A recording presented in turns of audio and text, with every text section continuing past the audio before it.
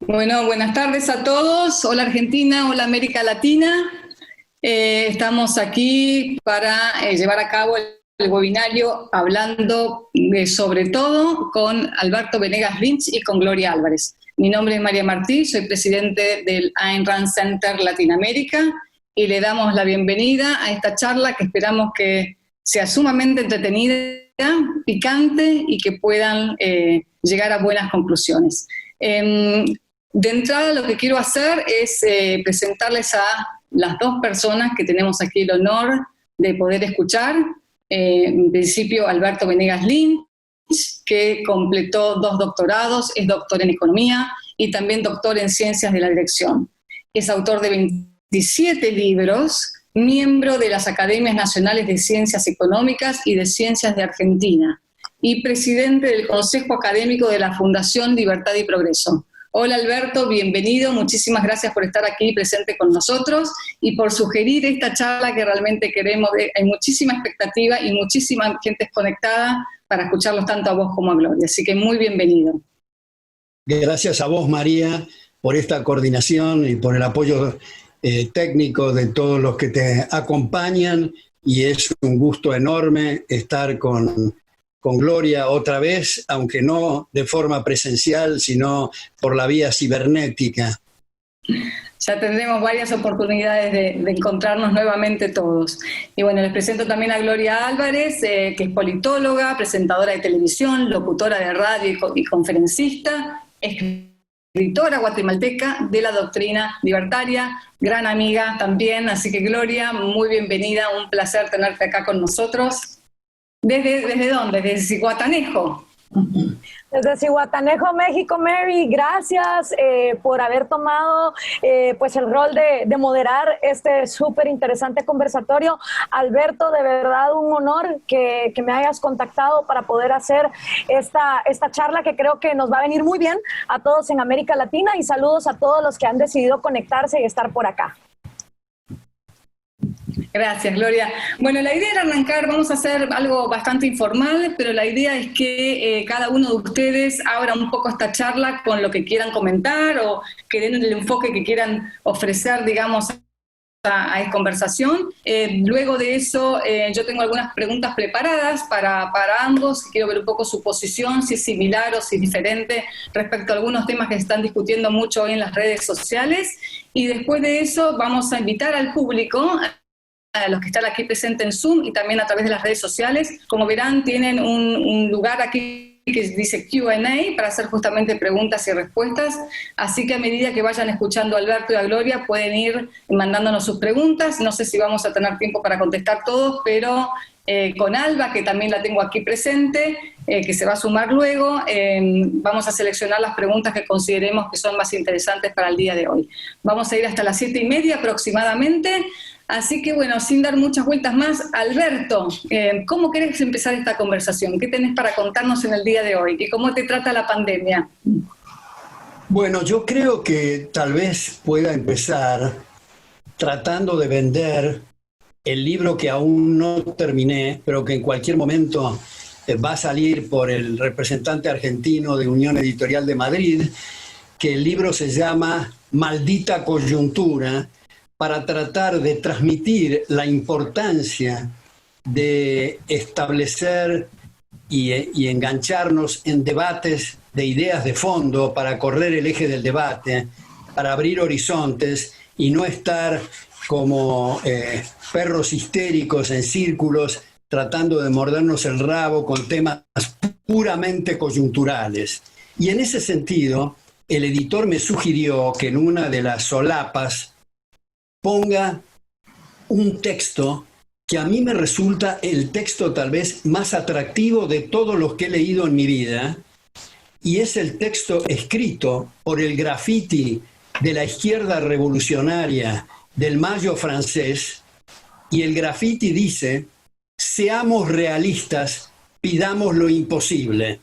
Me parece un texto fantástico que deberíamos de adoptar los liberales, muchos de ellos, lamentablemente creo, timoratos, y que no se animan a ir al fondo del asunto, porque este texto que estoy hablando Seamos realistas, pidamos lo imposible.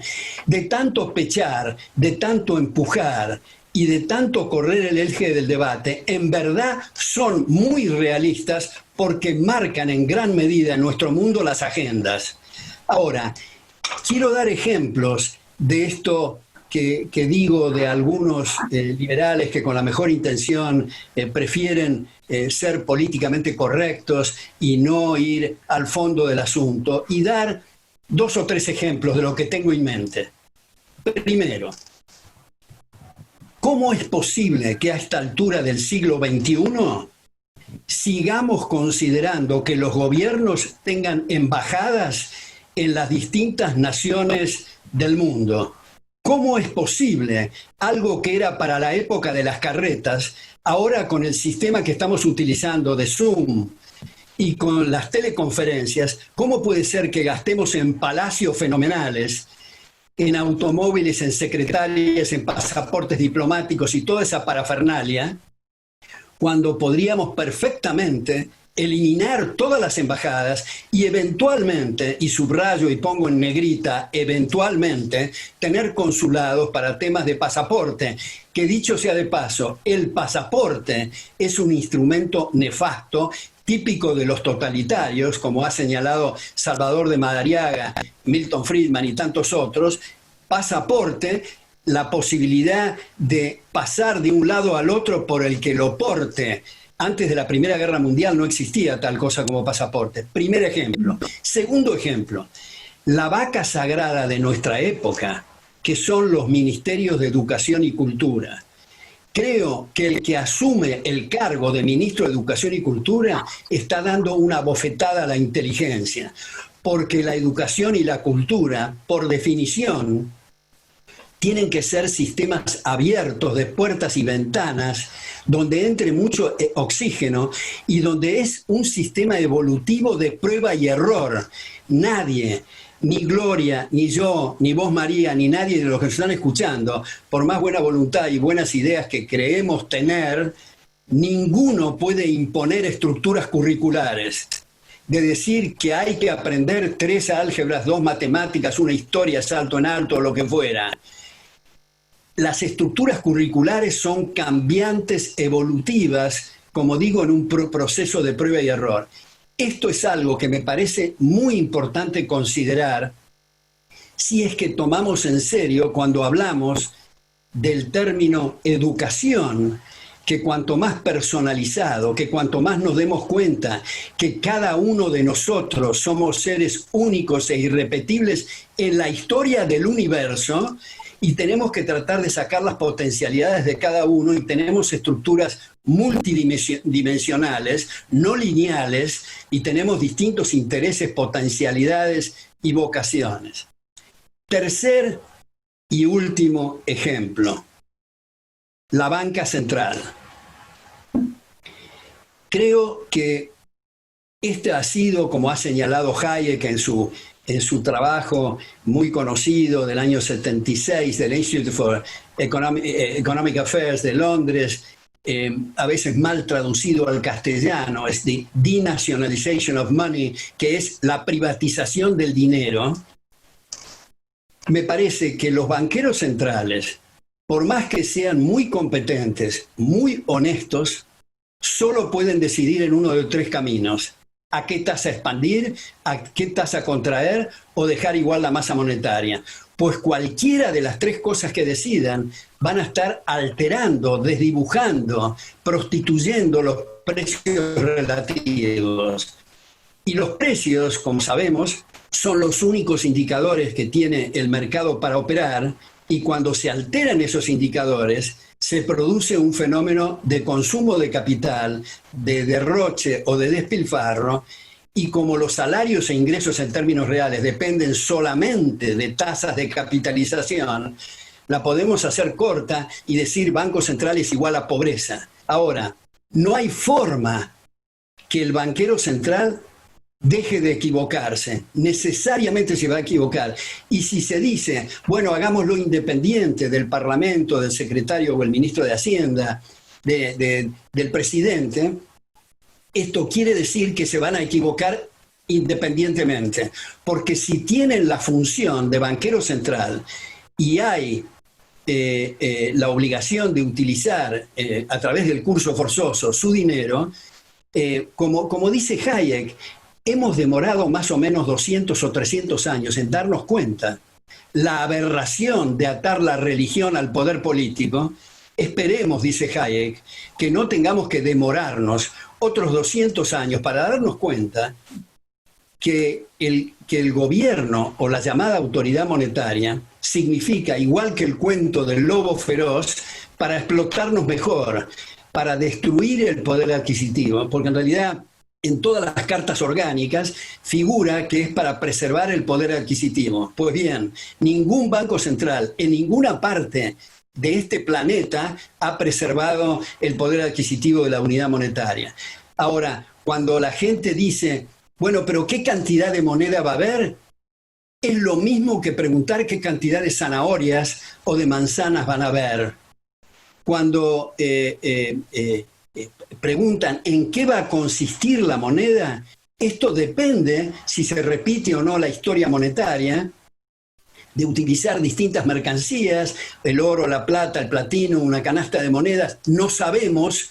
Una de las grandes ventajas, me parece, de ser liberal es tomar ese dictum latino, ubi dubium ibi libertas, quiere decir, donde hay duda hay libertad. Si tenemos la certeza de todo, no tiene sentido ser libre.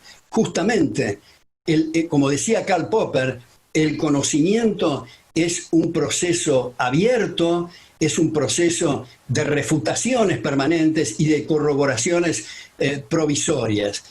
Bueno, habiendo dado estos 3 ejemplos, tomé el tiempo que me dijiste, María, para romper el hielo e intercambiar opiniones con Gloria.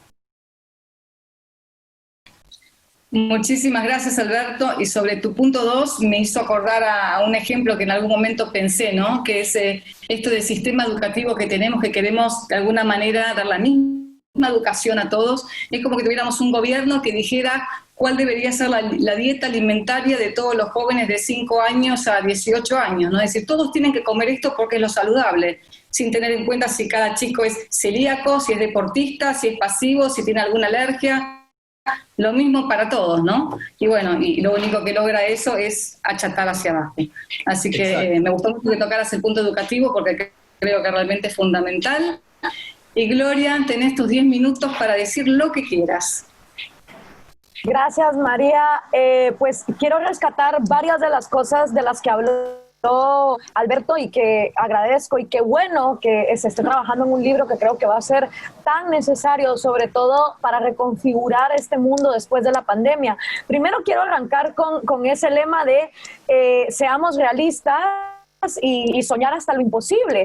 Y una de las ideas que hemos estado entreteniendo durante esta pandemia en diferentes conversatorios es el hecho de decir, si se vuelve realmente imposible rescatar a un país en América Latina y volverlo más libre, porque constantemente América Latina sigue tropezando con los mismos totalitarismos populistas, con esa agenda colectivista y keynesiana que por más que fracase se sigue intentando una y otra vez. Pues ¿por qué no soñar en grande? Ya que toda crisis es momento de grandes oportunidades, y cuando el mundo está en un momento donde se vale de todo y pensar de todo, ponernos a pensar si en Latinoamérica se ha permitido e incluso aplaudido que durante 6 décadas una isla haya sido cooptada por un dictador y sus allegados para tener a esa población completamente esclavizada bajo un régimen comunista, donde las abogadas prefieren prostituirse y los ingenieros prefieren ser taxistas o bartenders, y si toda la región ha aplaudido a esa isla e incluso hace turismo en ella sin poner reparo alguno en que en sus propios países ellos no permitirían que se extendiera una dictadura de esa magnitud, si eso es posible en la realidad latinoamericana, ¿por qué no soñar en grande y poder entonces proponer un territorio que de una vez por todas tenga una separación constitucional y absoluta, no solo entre Iglesia y Estado, no solo entre economía y Estado, sino también entre educación y Estado, y tener un gobierno limitado a las funciones que Alberto tanto ha discutido en sus diferentes libros, como reducir nada más el Estado a seguridad y justicia. ¿Por qué es que en América Latina sí permitimos infiernos socialistas como Venezuela o como Cuba o como Nicaragua o como Bolivia, pero pensar en un territorio 100% libertario se vuelve una utopía? O sea, ¿por qué sí es permisible vivir como esclavo en América Latina y no lo es pensar en un territorio libertario? Pues yo creo que soñar en grande y soñar con lo imposible, precisamente porque buscamos algo realista, este es el mejor momento para hacerlo. Y entre las cosas que Alberto mencionaba, hay muchas que de hecho yo propuse en mi candidatura presidencial. Por ejemplo, la eliminación total de los ministerios de Educación y Cultura. Yo propuse para Guatemala una eliminación total de las 15 secretarías del organismo ejecutivo, que la verdad es que no sirven para nada, más que para despilfarro y corrupción, y de 14 ministerios reducirlos a solo 4, incluyendo un Ministerio de Salud y Educación, con el objetivo de eventualmente separar constitucionalmente la educación aparato gubernamental. También el tema de las embajadas, completamente de acuerdo con Alberto. Un país como el mío, que no tiene ni siquiera presupuesto para lo básico que es seguridad y justicia, es absurdo que tenga más de 30 embajadas a lo largo y ancho del mundo.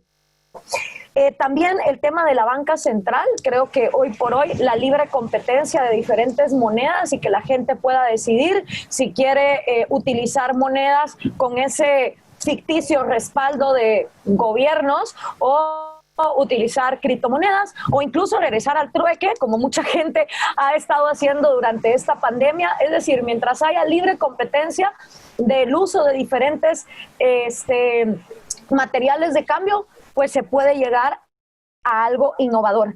Y también este tema que creo que es fundamental, sobre todo con lo que estamos viviendo ahora respecto de los colectivismos que quieren forzarnos a decirnos que si somos de cierto color de piel, tenemos ciertos genitales, tenemos que pensar de una manera única, lo cual va completamente en contra de lo que Alberto mencionaba, el tema de que somos seres únicos e irrepetibles en el universo, que cada uno de nosotros tiene una historia que es única e irrepetible de acuerdo a nuestras experiencias. Es lo que explica muy bien la praxeología de Mises y lo que explica también muy bien Viktor Frankl, ¿no? Tal vez no decidimos las cosas que nos pasan, pero siempre tenemos poder de decisión acerca de cómo vamos a afrontar aquellas cosas que nos pasan. Por lo tanto, vernos como colectivos donde nos ponemos etiquetas de acuerdo a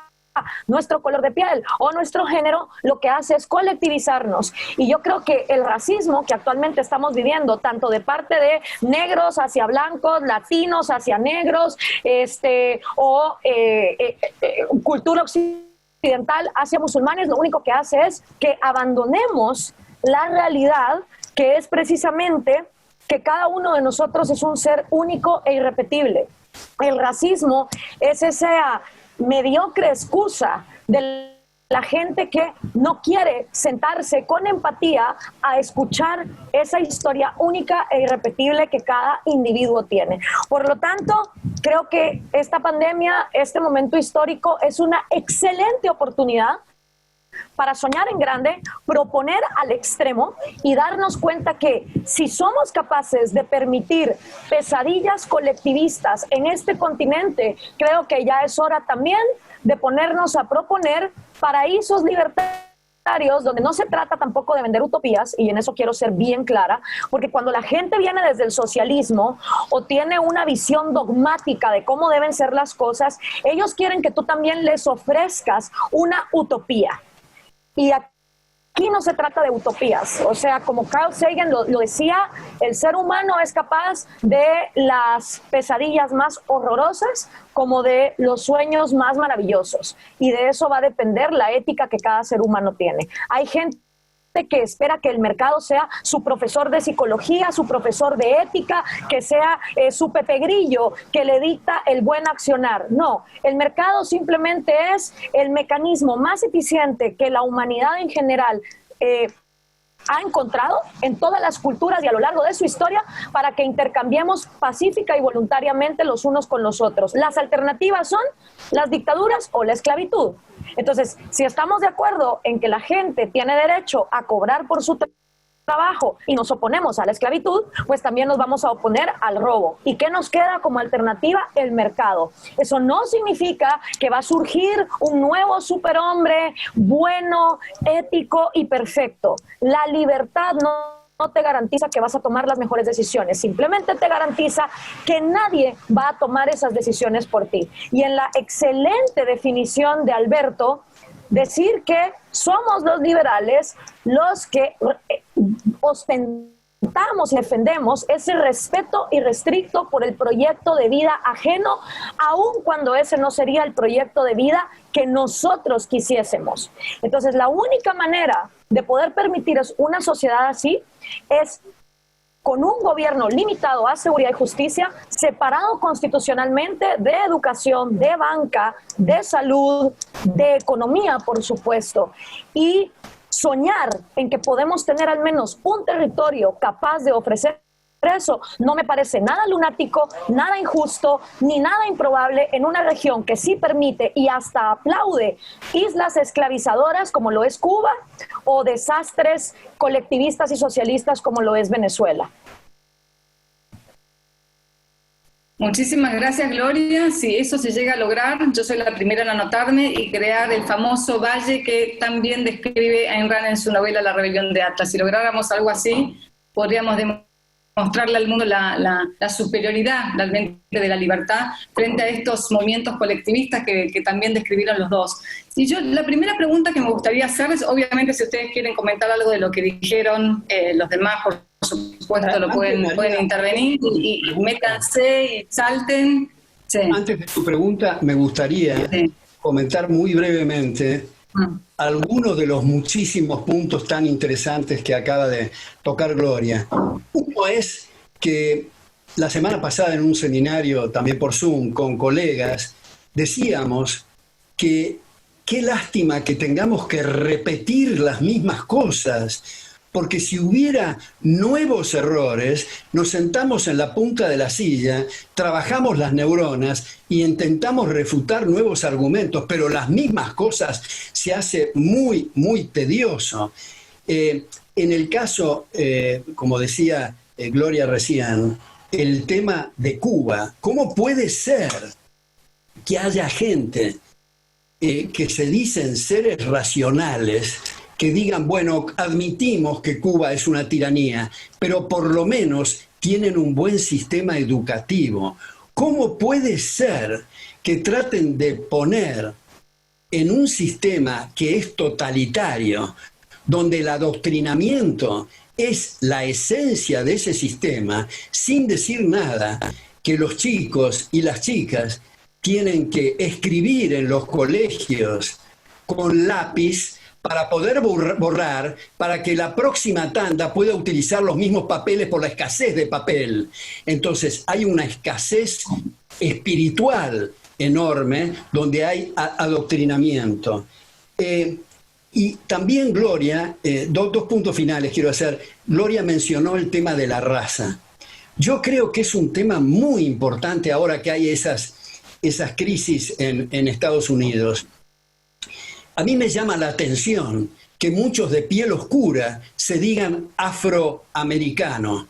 Yo quiero declarar que yo soy afroargentino porque todos venimos de África. No hay nadie que no haya venido de África. Incluso cuando se habla de los pueblos originarios, son los inmigrantes originarios porque pasaron por el estrecho de Bering cuando las aguas estaban bajas. Y la parte exterior de las personas, sea el color, sea los rasgos de los ojos o lo que fuera, se debe única y exclusivamente al haber estado ubicado geográficamente en distintos lugares. Por eso los criminales nazis tenían que rapar y tatuar a sus víctimas para distinguirlas de sus victimarios, porque no hay ninguna otra manera. Y por último, quiero hacer algo que puede sonar como terapia de grupo y no quiero entrar en eso porque es muy delicado, pero ya que Gloria lo mencionó a Viktor Frankl, que yo soy un gran lector de Viktor Frankl y me parece muy fértil todas sus propuestas, la parte medular de Frankl, el consejo de Frankl es tener proyectos nobles en la vida. Y cuando logramos un proyecto, tener otro. Eso nos da una trayectoria y nos establece metas de una gran potencia. Pero hay algo que yo tengo que confesar que no he logrado en el consejo de Frankl. Y él dice, una de las deportes que a mí más me atraen, dice Frankl, es el alpinismo. Y yo cuando hago alpinismo, no estoy angustiado por cuánto me falta por llegar a la cima y no miro el precipicio, me concentro en el próximo paso. Veo que desde el punto de vista teórico es muy interesante, pero yo personalmente no lo puedo hacer. Tengo esa angustia por mirar la cima y mirar el precipicio. Mientras sigas para arriba y no te caigas, podés mirar donde quieras, pero siempre apuntando hacia arriba. Pero tus comentarios, Alberto, justamente me dieron pie para la primera pregunta que les quería hacer a los dos, porque yo los escucho a ustedes y realmente es muy fácil de convencerse uno, ¿no? Y al mismo tiempo ves los datos económicos, la evidencia económica, viajás, para los que hayan viajado a Cuba y que han viajado a Estados Unidos, cuando vemos en estos mapas las nubecitas de Corea del Norte y Corea del Sur, tenemos todos los economistas y los mejores economistas dando los mejores argumentos a favor de la libertad, del individualismo, del liberalismo o el capitalismo, pero sin embargo seguimos teniendo gente en Latinoamérica que sigue creyendo en este noble ideal socialista. A veces dicen, bueno, en realidad lo que falla es la gente que lo quiere aplicar, pero el ideal continúa siendo noble y seguimos probando con distintas formas de colectivismo, cuando toda la evidencia muestra que justamente eso es lo único que te puede llevar es un desastre. ¿Cómo explican eso, digamos, desde el punto de vista psicológico, moral? ¿Cómo logran explicar que sigamos dando vuelta en este círculo vicioso de colectivismo tras colectivismo? Quien quiera, Alberto, si quieres empezar vos. Bueno, me gustaría mucho la opinión de Gloria en esto, pero yo creo que los liberales tenemos que hacernos autocríticas. Esto es, en lugar de estar clamando y diciendo ¿por qué diablos no entienden lo que estoy diciendo?, me parece que es más productivo decir ¿por qué diablos soy tan inepto para pasar el mensaje? Como somos más benévolos con nosotros que con el prójimo, eso va a ayudar a que hagamos los deberes para que en la próxima clase, conferencia, libro, ensayo o artículo pulamos mejor el mensaje. Yo creo que es un tema, ya que habíamos hablado del tema de educación, exclusivamente educativo. Vos, María, y estoy seguro que Gloria y muchos de los que nos están escuchando tienen la misma experiencia. Cuando uno está frente a alumnos y alumnas un semestre o un año, la reacción es extraordinaria. Cuando dicen, esto me cambió la vida y me hizo ver otro horizonte, el impacto que uno recibe es colosal, es el mejor precio, es la mejor retribución. Entonces, creo que sería algo muy preocupante el decir, intentamos pasar estos mensajes, estamos un semestre o un año con alumnos y alumnas y no logran comprender, pero no, es extraordinario. Yo creo que la mayor parte de la gente es receptiva, hospitalaria a nuevas ideas, pero si no tienen la oportunidad de oír otras campanas y estamos reiterando las cosas cavernarias y trogloditas, por supuesto que chicos y chicas que están con sus cuadernos y sus libritos un semestre, 6 años, digamos, van a salir en situaciones muy, muy peligrosas. Por eso es que hacemos lip service con respecto a la educación. La gente en general en las reuniones sociales dice, sí, la educación es muy importante, pero después de engullir sus alimentos o de pasar el ágape social, se dedica cada uno a sus arbitrajes personales y se olvidan de contribuir a este asunto. Y esos arbitrajes personales son absolutamente legítimos y necesarios, pero todos, bueno, no voy a usar la palabra todos porque como decía Borges, todos es una abstracción, cada uno es una realidad. Entonces, cada uno tiene que ocuparse diariamente de contribuir a que se los respete. Como he dicho varias veces, yo creo que antes de dormirnos a la noche tenemos que decir, ¿qué hice hoy para que me respeten? Si la respuesta es nada, las consecuencias son las que estamos viviendo. No importa si nos dedicamos a la economía, al derecho, a la medicina, al baile, a la jardinería o lo que fuera, todos estamos interesados en que se nos respete. Ergo, todos tenemos que contribuir y no estar en una especie de platea mirando el escenario que otros nos tienen que resolver el problema. Precisamente en ese autoexamen del que habla Alberto que tenemos que hacer, en mi propia experiencia personal, habiendo estudiado en la Francisco Marroquín, a mí no fueron los argumentos económicos los que me convencieron. Y eso que vengo de familia que sufrió y huyó del comunismo cubano y soviético. Entonces, si yo, habiendo tenido ese pasado, todavía a mis 17 años creía que sí, el comunismo es malo y George Orwell y la rebelión en la granja, pero eso no me hacía liberal.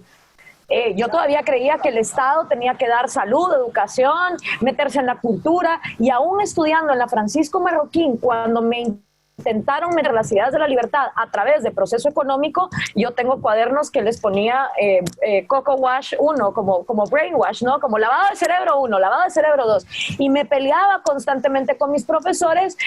Cayo Castillo siempre cuenta la anécdota de cuando yo llegué y le dije, mire, Cayo, yo ya sé qué voy a hacer con mi vida, voy a poner una farmacia. Y él me dijo, ¿cómo así? Yo le dije, pues sí, y cada vez que alguien llegue con un malestar o una enfermedad o una queja, yo le voy a dar un papelito.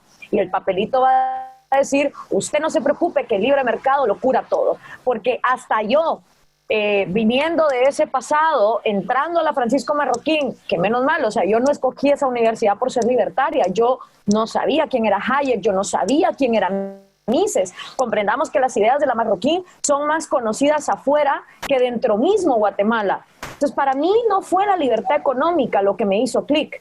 Fue leyendo a Hayek en Fundamentos de la Libertad, a Bastiat en La Ley y posteriormente a Rand, que entendí que filosóficamente la libertad individual, al significar responsabilidad individual, me hacía a mí la protagonista de mi propia existencia y me liberaba de la posible opinión del resto de la gente de lo que yo tenía que hacer. Cuando me fui a estudiar fuera y estuve también confrontada con ideas socialistas y marxistas en Europa, y me di cuenta que eso es una bomba de tiempo que eventualmente va a estallar, es pan para hoy y hambre para mañana, y conviví con gente del Senegal que, al igual que los latinos, se van a Europa a buscar una mejor vida. Volví a Guatemala diciendo, pues sí, la libertad funciona, no porque, como dice Alberto, entra la duda, entra la posibilidad, no hay nada garantizado, simplemente te garantiza que nadie más tome las decisiones por ti. Y se me dio la oportunidad en la radio de hablar de estas ideas ante un público que en su vida se va a sentar a leer Acción Humana de Mises, ni sabe quién es Hayek. Dije, ¿cómo yo le vendo la libertad a una población que ha sido adoctrinada para pensar como víctima? Y ahí hay un excelente libro de Álvaro Vargas Llosa que se llama Libertad para América Latina, y él explica los 5 principios de opresión culturales que a América Latina la han tenido sometida. Entonces, la falta de libertad económica es un síntoma, no es la causa. Nuestra causa es psicológica, es cultural y obviamente gubernamental, porque en este caso hemos tenido leyes que nos han hecho alérgicos a la libertad. Desde antes de la colonización española, las civilizaciones precolombinas, y esto lo explica muy bien Álvaro Vargas Llosa en este libro, los aztecas, los incas, los mayas, eran civilizaciones estamentales, de privilegio, de monopolios económicos. Y los españoles simplemente postergaron e institucionalizaron esos mecanismos de opresión que van desde la transferencia de riqueza, el corporativismo, los privilegios legales, y que cuando nos independizamos, los criollos, en lugar de cortar e implementar aquí una lógica de libre mercado, más en la vía de lo que apuntaban Juan Bautista Alberdi o José Martí o José Cecilio del Valle en Guatemala, se fueron postergando esos mecanismos de opresión culturales y psicológicos. Entonces, yo me di cuenta que para poder vender estas ideas, primero que había que hacer una reconstrucción de un individuo completamente dañado, completamente anulado por una educación de victimismo. Y ahí es donde Viktor Frankl, Ayn Rand, Federico Bastiat, incluso agarrarnos de otras conclusiones que están llegando por otras vías a la importancia de el interés personal y el individualismo. Hoy por hoy, todos los life coaches, todas las psicólogas expertas en adicciones, codependencias, relaciones tóxicas, lo que le recetan a la gente es: piensa en ti mismo, primero vienes tú, tienes que tener autoestima, tienes que tener valores. Como dice Alberto, preguntarse todos los días, ¿qué hice yo hoy para darme a respetar? Si no cultivamos esa inteligencia emocional, esa psicología, autoestima, a través de herramientas filosóficas, psicológicas, artísticas, vamos a seguir tratándole de meter a los chicos los datos económicos a individuos que primero están aterrados para ser libres. Volviendo a Viktor Frankl, en esa desesperanza aprendida. No podemos venderle libertad económica a gente que le tiene pánico a ser libre. Entonces, primero hay que enseñar los beneficios de la libertad, sin engañar, sin vender utopías, enseñando que la libertad viene con esa hermana gemela que no es tan querida como la libertad, que es la responsabilidad. Gracias, Gloria. Alberto, ¿querés comentar algo sobre lo que dijo Gloria o voy a mi pregunta que está relacionada con esto también? Me gustaría rápidamente decir lo siguiente. Bueno, concuerdo por supuesto con todo lo que ha dicho Gloria, pero agregaría que una de las ventajas y de una de las contribuciones mayores de Mises ha sido ese libro que se llama La acción humana, para mostrar que la libertad, la acción humana, no es escindible, no se puede cortar en tajos, no hay la libertad A o la libertad B. En ese sentido ha sido una enorme contribución, porque a veces cuando se habla del mercado, parecería que es una especie de aparato que es extraño a nosotros. ¿Y qué es el mercado? Todos nosotros somos el mercado. El mercado es una forma distinta de hablar de los seres que buscan en su interés personal lograr determinados objetivos y determinadas metas. Creo que cuando se habla de la libertad, es esencial subrayar los fundamentos morales de la libertad. Y por último, algo que yo comprendo el espíritu de Gloria, y no es en la dirección que yo lo voy a señalar ahora, pero me gustaría comentarlos porque Gloria tangencialmente y al pasar dijo: ¿cómo hago para vender la idea? Yo comprendo el espíritu de Gloria y lo suscribo, pero solo quiero decir que las ideas no se venden, que cuando un comerciante trata de vender un desodorante o un dentífrico, no necesita explicarle todo el proceso productivo que se llevó a cabo para la producción de ese desodorante o ese dentífrico. Es suficiente con que le explique cuáles son los resultados que produce. Sin embargo, con las ideas es indispensable explicar el proceso productivo, la genealogía de esa idea, a menos que estemos frente a un fanático que compra todo al face value, digamos, sin necesidad de ninguna explicación. Generalmente, cuando se va a transmitir una idea, es necesario transmitir esa genealogía. Por eso, el proceso de transmitir ideas no tiene nada que ver con el proceso de venta en el sentido estricto del término. Gracias, Alberto. Justo, bueno, voy a hacer la pregunta que sigue, es un poco un resumen de lo que acabas de decir también. Pero quiero ahondar un poquito más en esto, que los dos hicieron hincapié, que es en el tema moral. Leí hace poco un artículo, el año pasado en realidad, un artículo tuyo en donde haces un poco mea culpa, como el que mencioné recién, diciendo que es responsabilidad nuestra que gente de buena fe, acá un poco hago quote de lo que pusiste, que haya gente de buena fe, honesta intelectualmente, inteligente, que quiere sinceramente el bienestar de todos, pero que rechaza de plano las recetas liberales. Como que es nuestra culpa no haber sabido de alguna manera transmitir este buen mensaje. Y me hiciste acordar un poco yo soy objetivista y acá tengo mi centro para la promoción de las ideas de Ayn Rand, cuando en un momento Ayn Rand dice una frase graciosa, porque ella también era atea, que dice: Dios salva el capitalismo de los defensores del capitalismo, porque ella sostenía un poco que todos los argumentos que estábamos usando eran argumentos económicos y pragmáticos. Y ella decía que el liberalismo nunca se va a abrir paso, el capitalismo nunca se va a abrir el paso mientras no empecemos a ahondar en los argumentos morales en defensa de la libertad.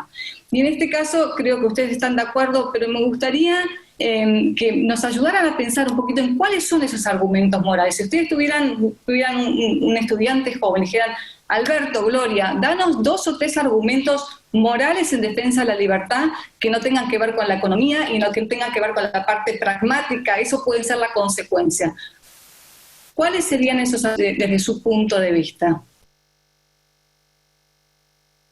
¿A quién te parece que hable, María?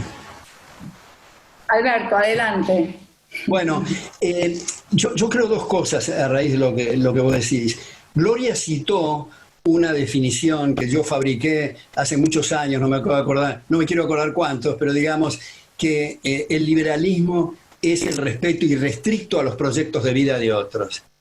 Y cuando digo respeto, como dijo Gloria, no quiere decir que estamos adhiriendo a ese proyecto. Más aún, nos puede resultar repugnante el proyecto de vida del otro. Pero si no hay lesión de derechos, no se puede utilizar la fuerza agresiva. Entonces creo que el fundamento moral tiene como 2 planos, María y Gloria, no sé si están de acuerdo. Un plano es las relaciones interindividuales, que es lo que rescata el espíritu liberal. No lo que está ocurriendo en el fuero interno de cada uno, qué es lo que está pensando, cuáles son sus proyectos personales, cuál es su conducta personal, eso es otro plano. Por eso grandes juristas han dicho que el derecho es un mínimum de ética, mínimum en el sentido que no abarca toda la moral, sino en las relaciones interpersonales, respetarnos recíprocamente, nada más y nada menos que eso. Ahora viene otro punto que no van a compartir, creo, vos ni Gloria, ya que mencionaste el ateísmo de Ayn Rand, que por supuesto que es absolutamente legítimo, lo mismo los agnósticos y cualquier otro pensamiento que no afecte derechos de terceros. Pero yo veo, en mi caso personal, que ahora estamos hablando con Gloria y con María. Gloria y María y los que nos están escuchando han venido de sus padres de sus abuelos de sus bisabuelos, tatarabuelos, etc. Si seguimos en regresión ad infinitum, quiere decir que no podríamos estar conversando porque nunca empezaron las causas que dieron lugar a esta conversación. Por lo tanto, hay un momento uno que algunos le llaman Dios, otros le llaman Pichuquichi, otros le llaman Yahvé, otros le llaman Alá y otros le llaman Mongo. Es irrelevante cómo se llama. Es la primera causa. Ahora, yo comprendo que la cantidad de agnósticos y de no religiosos en el sentido de la religatio con esa primera causa ha sido tergiversada y destruida por muchas de las religiones oficiales que no han dejado de decir y hacer barrabasadas permanentemente.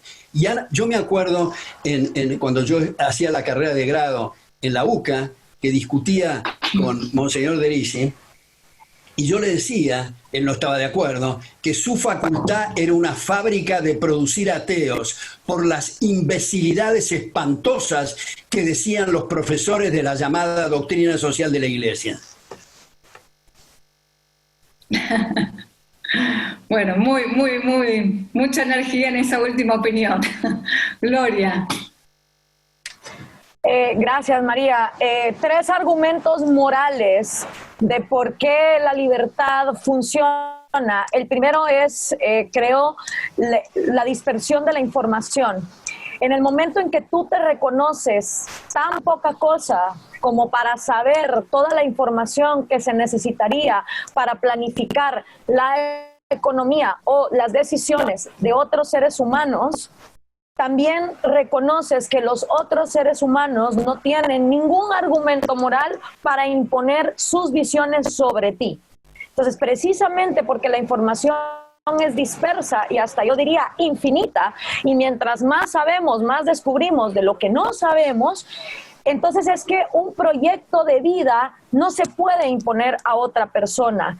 Ese digamos, sería para mí uno de los argumentos morales más fuertes. El segundo es que la libertad y entender que cada individuo es un fin en sí mismo y no es un sujeto para los fines de otros, viene de una concepción que va mucho más allá de la religiosidad. O sea, creo que no hay que confundir moral con religiosidad, sino entender que la libertad funciona precisamente porque cada individuo puede llevar a cabo su propio proyecto de vida siempre y cuando no afecte a los demás. Y en los momentos históricos donde la humanidad ha permitido la libertad, por ejemplo, en el Renacimiento, en Ámsterdam y en las ciudades italianas, en las repúblicas piratas, en el momento histórico donde Estados Unidos se independiza de Inglaterra, es donde hay mejoras a la calidad de vida y donde todos los grupos se ven beneficiados independientemente de si son mujeres, si son negros, si son indígenas. Entonces, al final hay una cuestión en que si verdaderamente procuramos el bien común o el mayor bien común para la mayoría, lo que deberíamos de defender es precisamente la construcción de ese individuo de acuerdo a cómo ese individuo quiera vivir su vida. Yo se lo digo muchas veces a los socialistas, la ventaja de la libertad es que si moralmente ustedes consideran que el dinero es malo y la propiedad privada también, ustedes también caben dentro del proyecto de un libre mercado y de un sistema liberal. Porque si un grupo de comunistas se quieren juntar dentro de un sistema de libre mercado y vivir en una comuna hippie sin tocar el dinero, sin tener propiedad, intercambiando lo que ellos quieran, son libres de hacerlo. En cambio, en un proyecto totalitario, fascista, comunista, socialista, si yo y un grupo de amigos queremos poner una zona franca de libre comercio, empezar un negocio, acumular propiedad privada y lucrar, nos fusilan. Nos fusilan o nos encarcelan o nos censuran o nos obligan a la expulsión o el exilio, porque no te queda de otra. Entonces, hasta moralmente, la libertad funciona para aquellos que quieren rechazar esa libertad económica. Alberto, ¿tienes algún comentario? Bueno, sí, me parece que es fundamentalísimo esto que ha tocado Gloria, porque yo creo que es muy característico del espíritu liberal el no invadir o no imponer proyectos a otros. Primero, porque tenemos el no sé socrático. No sabemos qué es lo que quiere el otro. Ahora viene un punto muy importante.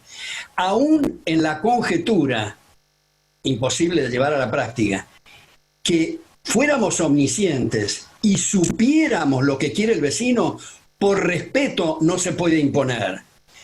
Eso que señaló Gloria, que es una contribución, a mí me parece admirable, de Hayek en cuanto al conocimiento disperso y fraccionado, como dijo Gloria muy bien, ese es el problema de la arrogancia fatal, como diría Hayek, en cuanto a personas, gobiernos, burócratas, megalómanos, digamos, que dicen que conocen qué es lo que quiere la gente y por lo tanto la imponen, con lo cual, en lugar de aprovechar ese conocimiento disperso, concentran ignorancia.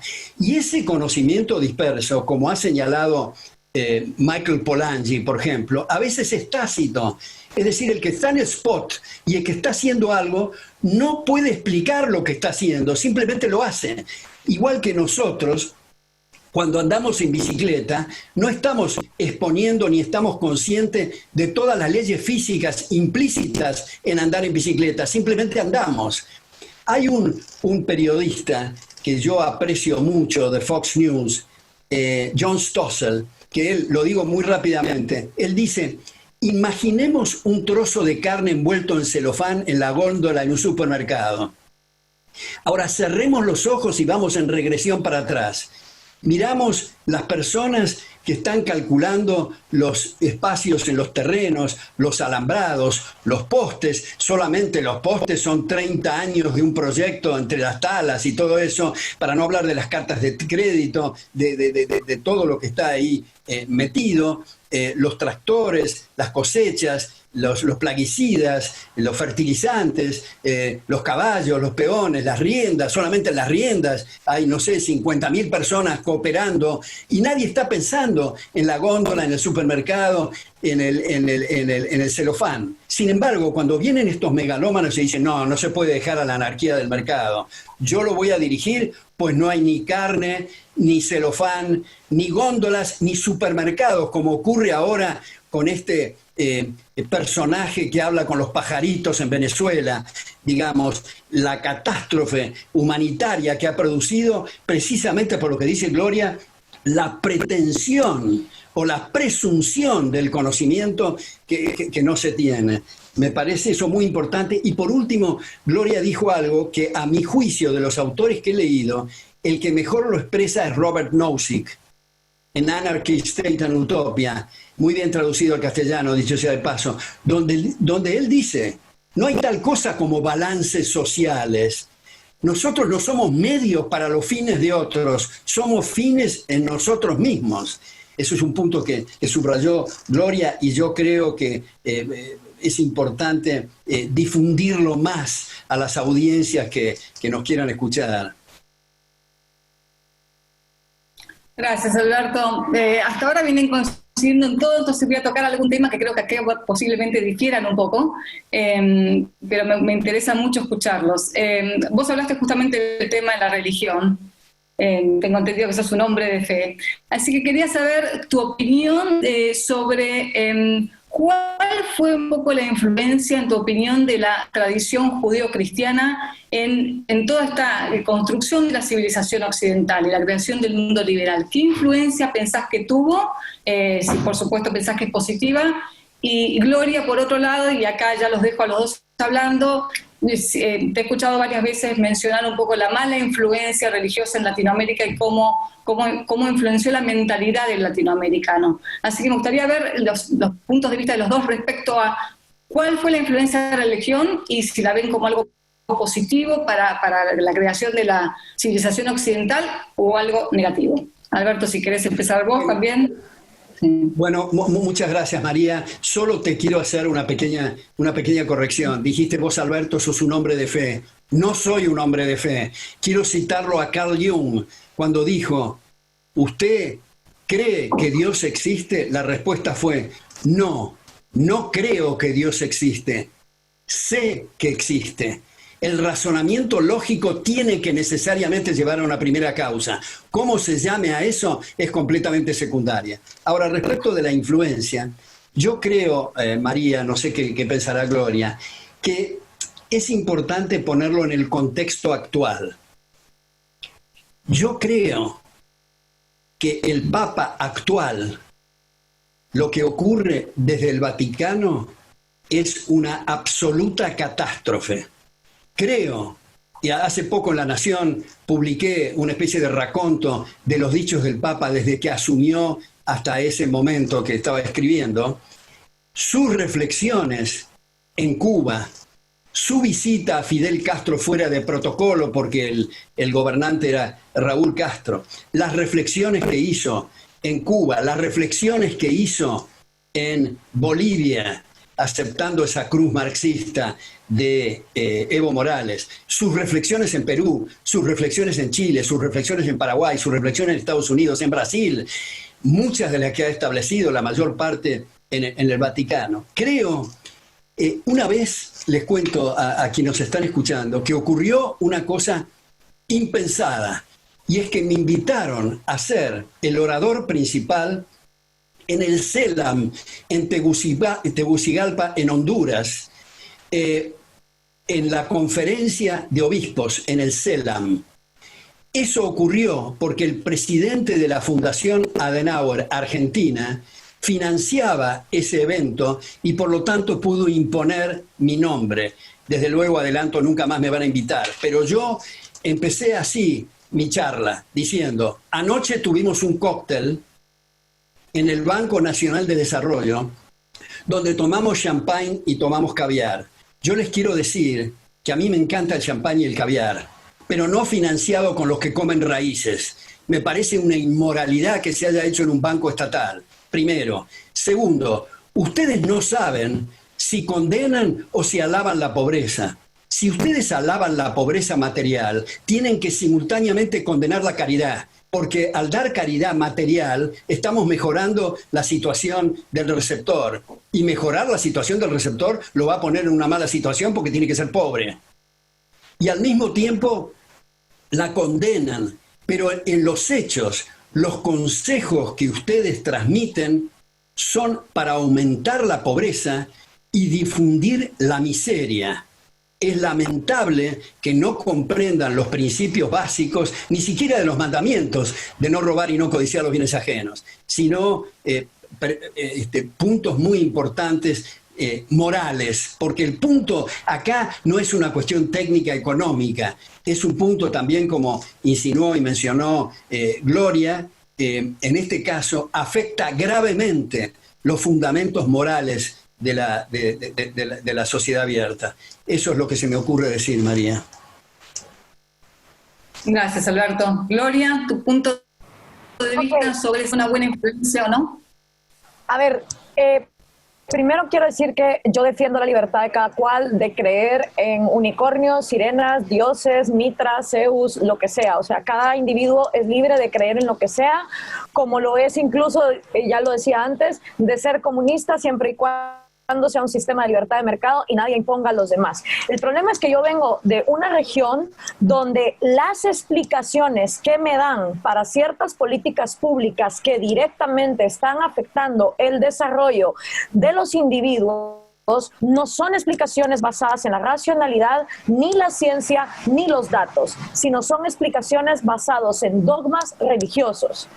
Y cuando el dogma religioso se entromete en la política pública y la libre decisión de otras personas de vivir su proyecto de vida, ahí es donde entonces yo tengo problema. Por ejemplo, cosmovisiones indígenas que dicen que la mujer no debe ir a la escuela, como cosmovisiones religiosas que impiden que en Guatemala el aborto sea legal, o que incluso el barco del aborto que se posiciona en aguas internacionales haya sido expulsado en una maniobra absolutamente ilegal entre el gobierno de Jimmy Morales, el ejército y la Iglesia Católica, cuando ya había mujeres que querían participar del mismo. O cuando me dicen que las drogas no se pueden legalizar y la excusa que me dan es que se volverían más accesibles, cuando no existe ningún fundamento basado en la realidad que demuestre que la ilegalidad es sinónimo de falta de acceso, cuando de hecho en América Latina, siendo ilegales, el acceso es absoluto. Entonces, lo que yo me topo en mi región, cuando hablamos de ciertas cosas que directamente están afectando la vida, el desarrollo, y digamos, que se pueda llevar a cabo, que cada uno lleve su proyecto de vida de acuerdo a cómo lo quiera vivir, no son datos basados en la ciencia ni en la razón, sino son dogmas religiosos. Y esto me pasa con el matrimonio gay, por ejemplo. ¿Cuánto Guatemala se podría beneficiar de legalizar el matrimonio gay? Una industria de turismo, una industria de decoración, una industria hotelera. ¿Cuánto se podría beneficiar Guatemala de una medicina alternativa si se legalizara la marihuana y las mujeres indígenas que practican prácticas chamánicas y de medicina alternativa, de tener a occidentales que no se pueden o no se quieren tratar con quimioterapia, de llegar a Guatemala? O sea, la la cantidad de industrias, de negocios, de puestos de empleo que yo visualizo que pudieran sacar de la pobreza a millones de personas en mi país y que las razones que me dan para mantenerlas en la ilegalidad son absolutamente religiosas, basadas encima en un catolicismo que cuando yo me siento a pensar por qué la gente es católica o por qué la gente es cristiano evangélica, tampoco es por una razón científica o de pesos, sino más que fuimos conquistados por los españoles. O sea, hubiesen llegado los tailandeses antes y creo que seríamos budistas. Entonces, cuando tú te enfrentas a que no puedes enseñar educación sexual, no puedes enseñar teoría de la evolución de Darwin, no puedes enseñar biología, y eso directamente a que las mujeres no tengan un control sobre su propio cuerpo porque no saben ni siquiera cómo funciona, no saben ni siquiera cómo tener métodos anticonceptivos o cómo funciona la biología, tampoco saben de nutrición porque no se les enseña biología, y eso directamente hace que mi país tenga las tasas de desnutrición crónica más altas del continente. Ahí yo tengo un problema. Ahí es donde yo digo, no es justo que los dogmatismos religiosos, cuando se supone que somos un país laico, vengan a ser más preponderantes y que encima ese conservadurismo dogmático es lo que tienes en un lado de la moneda, donde no se quiere hablar de drogas, no se quiere hablar de libertad sexual, y que entonces las nuevas generaciones que son menos racistas, menos machistas, menos homofóbicas, donde encuentran un lugar, donde encuentran un refugio, es en la izquierda marxista.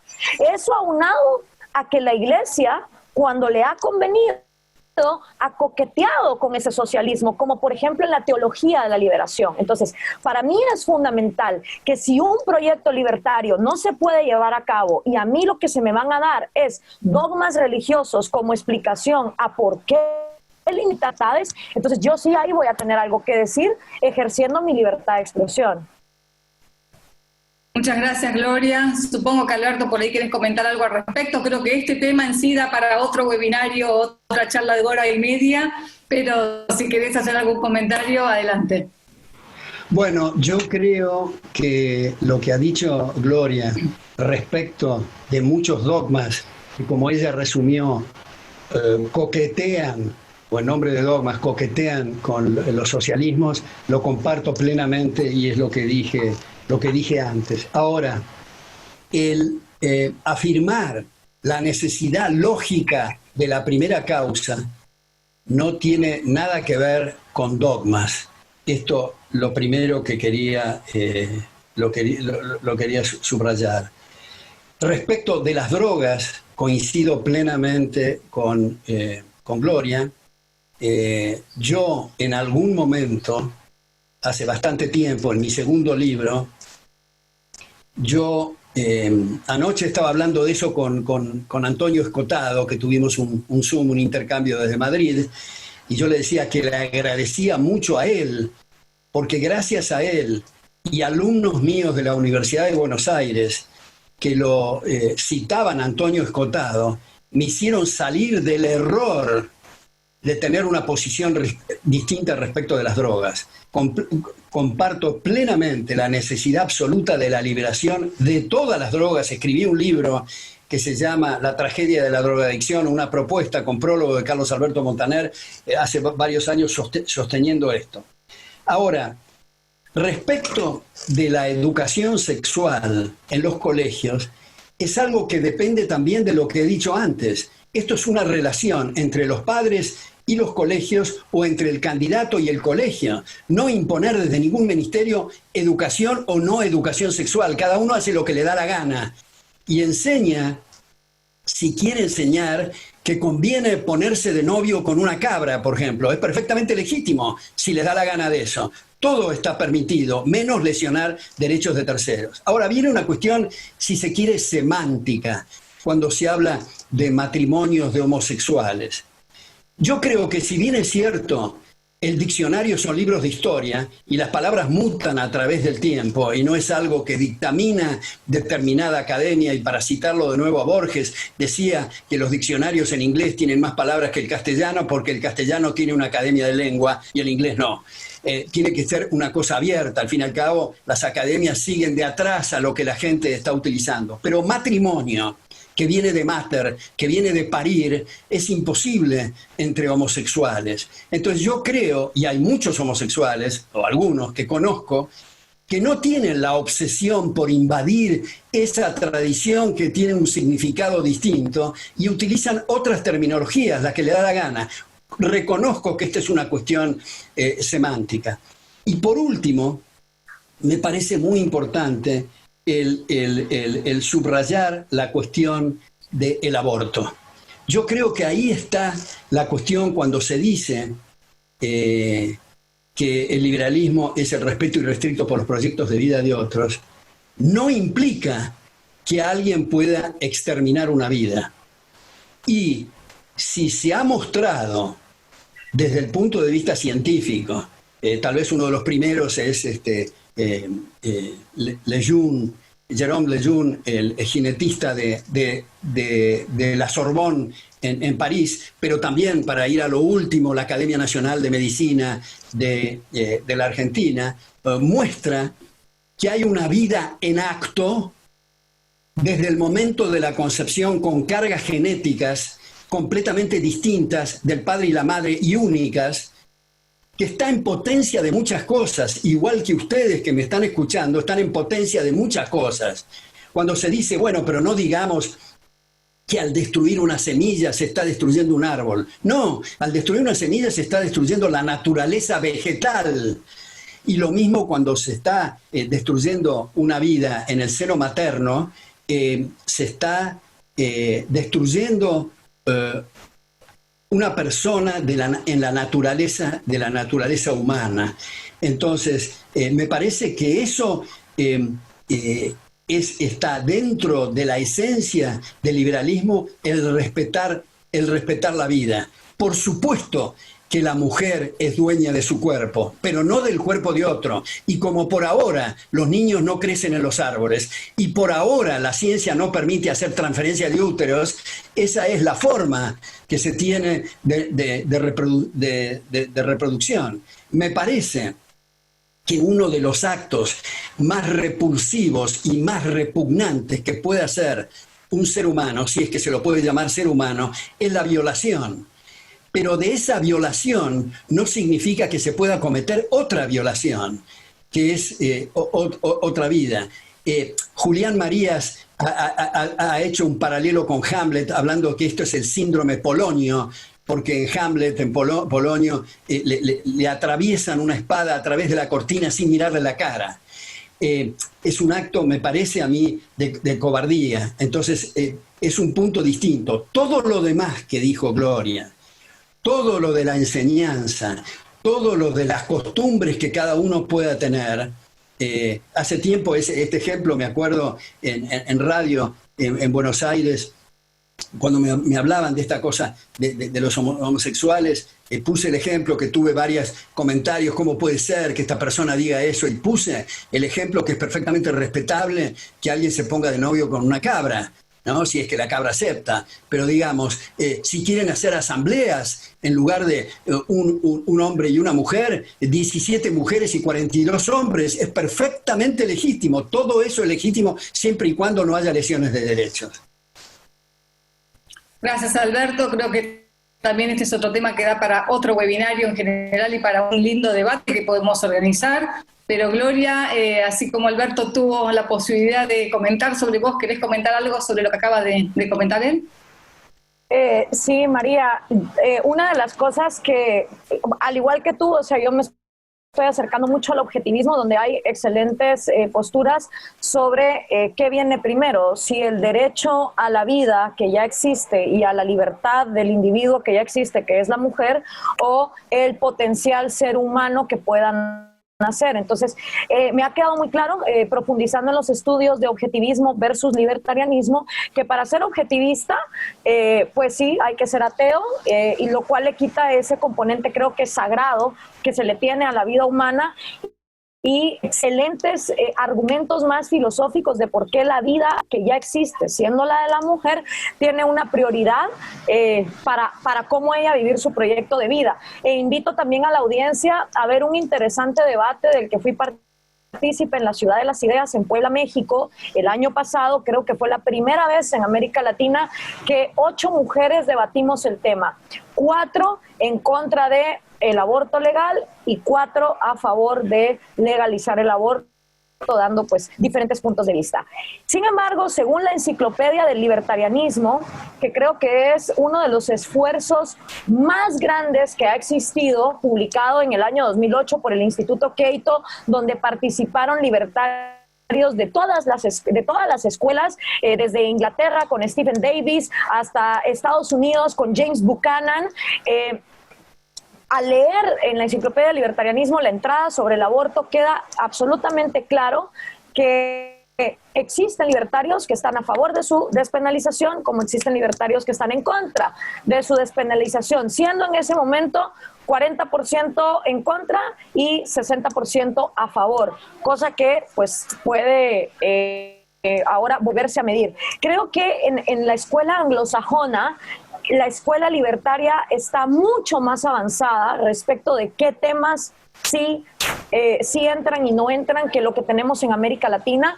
Creo que el dogmatismo en América Latina ha permeado también dentro de la escuela libertaria y a veces se desconoce este dato, lo cual hace posible que gente como Alberto, en contra del aborto, se pueda decir completamente liberal, como gente a favor de despenalizarlo también nos podamos decir. O sea, yo muchas veces lo he dicho, el que me pueda demostrar con datos que para ser libertaria yo tengo que estar en contra de despenalizar el aborto, que me lo demuestre, pero tengo una enciclopedia que respalda lo contrario. Si no, pues con mucho gusto yo en ese mismo momento dejo de llamarme libertaria y pues ya, no sé, me llamaré objetivista a mí misma. Pero creo que cuando nos vamos a la academia, y ojo, lo mismo pasa con el tema de las drogas, o sea, está ahí demostrado que puede haber libertarios a favor como en contra de despenalizar las drogas.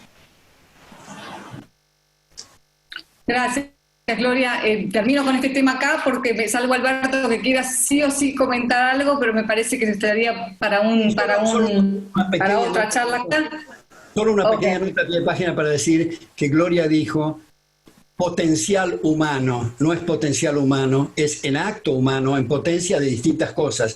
No hay ninguna diferencia entre 5 minutos después del alumbramiento o 5 minutos antes para patrocinar el infanticidio y liquidar el chico que ha nacido. No es potencial humano, sino es en acto humano. Y por otra parte, yo creo que esto es superfluo, porque estoy seguro que Gloria está de acuerdo, que no se trata de ver qué porcentajes hay de liberales que adhieren a una cosa u otra, porque en ese sentido yo he citado mucho en un tema que me preocupa, y estoy seguro que a ustedes también, y muchos de los que nos escuchan, cómo se ha degradado el concepto de la democracia. Y si no ponemos nuevos límites al poder, nos vamos a dar cuenta dentro de algunos años que se convirtió el planeta Tierra en un enorme gulag en nombre de una democracia pervertida. Y quiero en ese sentido relacionarlo con los porcentajes que están de acuerdo en un lado o en otro. Juan González Calderón, un constitucionalista a mi juicio muy distinguido de la Argentina, decía que los demócratas de los números ni siquiera de números entienden porque parten de estas dos ecuaciones falsas: 50% más 1% igual a 100%, 50% menos 1% igual a 0%. Yo estoy seguro que Gloria está de acuerdo que no se trata de porcentajes, sino que se trata este tema de la vida, de respetar la vida, de ser coherente con eso, hasta que haya transferencias de úteros y otras cosas. Pero como dice María, esto eventualmente podemos... es un tema que da para mucho. Yo me propongo, si están de acuerdo, en organizar un debate. Yo también quiero ser una de las que debata, así que me presento ahí.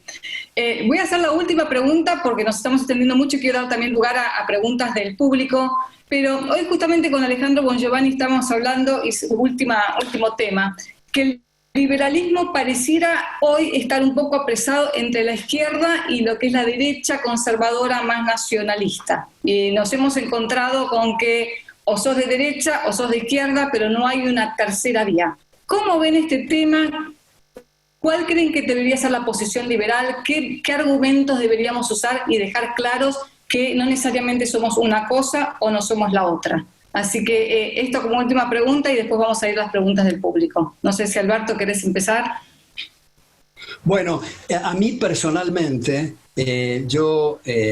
me produce una alergia bastante intensa la expresión derecha, porque tiene una mezcla de espíritu fascista y espíritu conservador.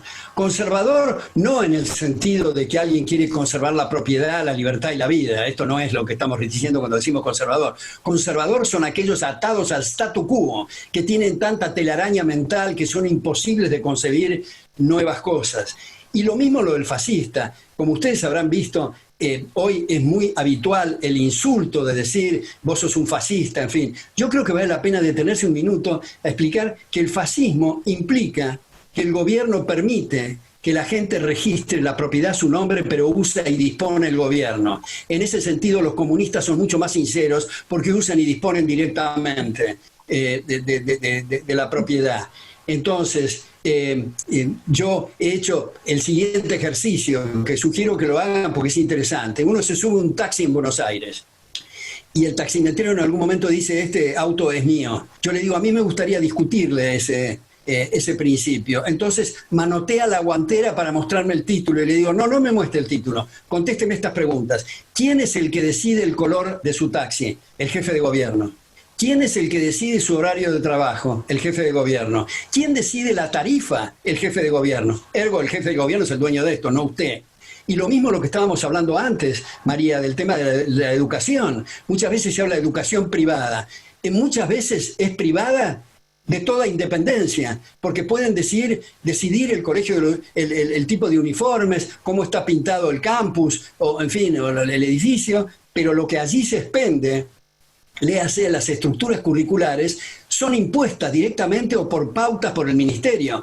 Yo creo que hoy, en el llamado mundo libre, el sistema más exitoso es el fascismo, es la derecha precisamente. Y respecto, por último, de la izquierda, yo creo que ha renunciado a sus orígenes, porque el origen en la Revolución Francesa era sentarse a la izquierda del rey para objetar el statu quo y para cambiar la situación. Y ahora resulta que son partidarios de las botas y de imponer la violencia. Gloria, vos escribiste 2 libros, Cómo hablar con un conservador y Cómo hablar con un progresista. ¿Qué opinás sobre, y muchos saben que te llaman marxista cultural? ¿Qué tenés para opinar de este tema y cuál es la posición libertaria y cómo podemos defendernos de esto? ¿O es una cosa o es la otra?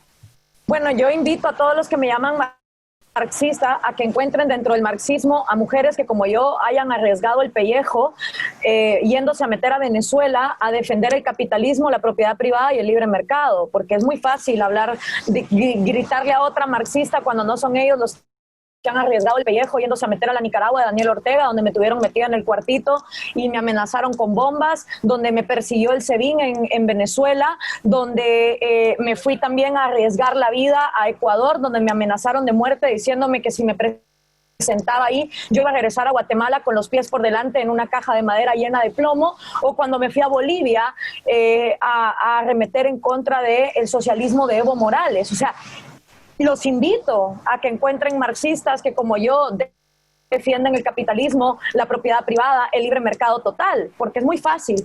Ahora, también los invito a leer sobre libertarianismo y donde me puedan encontrar que para ser libertaria yo tengo que estar en contra de la adopción homoparental, de que las personas del mismo sexo tengan los mismos derechos al estar unidos en pareja que las parejas heterosexuales, respecto de temas de herencia, de temas de propiedad privada. Pues cuando lo puedan encontrar, yo con mucho gusto entonces me desligo de decirme liberal o libertaria. Entonces, creo que es un buen trabajo cuando los conservadores te llaman marxista cultural y cuando los socialistas te llaman facha capitalista, ¿no? Algo bueno habrá que estar haciendo. Y precisamente en Cómo hablar con un progre, pues yo denuncio esa utopía progresista que supuestamente nos quieren vender, cuando en la práctica ha llevado a más miseria, a genocidio y aniquilación de libertades. Pero también en Cómo hablar con un conservador denuncio que los conservadores se dicen defensores de los libres mercados, excepto de los mercados que a ellos les incomodan, ¿no? Por ejemplo, mercados absolutamente libres, cuando son contra sus monopolios monopolios, oligopolios mercantilistas no quieren libertad de mercado. Eso pasa en toda América Latina, en Centroamérica, en Guatemala, con industrias que durante siglos han tenido privilegios dados por ley y que ellos no se confrontan al libre mercado. Libre mercado sí, pero no para mí, sino que aplique para los demás. Y cuando hablamos de libertades individuales, volvemos entonces también, y más allá del aborto, ok, podemos dejar el aborto a un lado, pero en los mercados de drogas, en los mercados de prostitución, en un montón de mercados que no se acepta esa libertad económica. Y entendamos una cosa, la realidad entonces de cuando algo no es legal es que es cooptado por las mafias. Entonces, el gran elefante del que nadie quiere hablar en América Latina, por ejemplo, es la narcopolítica y la narcoviolencia. No vamos a tener políticas transparentes en este continente hasta que no toquemos el tema de qué vamos a hacer con el narcotráfico.